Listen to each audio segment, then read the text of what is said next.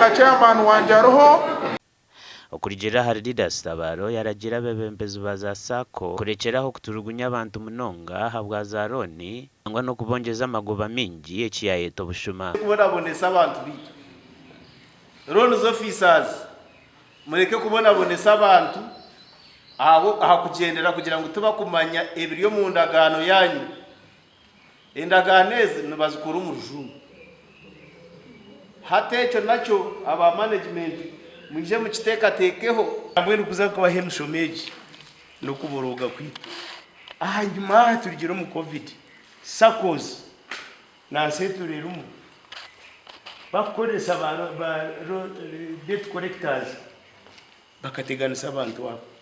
Okurijira hari Adams Bwisho kandi district commercial officer habwa Mbarara abe nagira ngo abebembezo baza banka bingi bakarimo kugumisiriza abantu mu bwire bwa keshereko ka COVID-19 za kote beliefs kwiba abantu zirumu nazo omukuchondoza kunani ngamba turiyo ntuzichondoza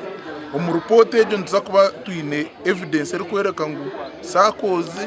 beliefs batekingira advantage biba abantu so ntuza gukora recommendations twa engagingire district leadership omumishomogo abakazi bayitombwitura ba LC1 ngo nibikiriza kusigninga hari za form za loan za biba batari kumanya obwinji bwa sente ezibara ku bantu bakwehora kungambira kwa amafuza gutaho agenda areba jeni nyondi shukire dina areba jeni ati jeni umukona gutaho mu izina ryanje kizakurushanga ngo mushiza katunga roni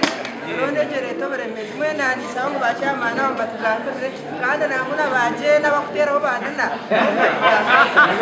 kuna rero cyukwirinde kumutera stamp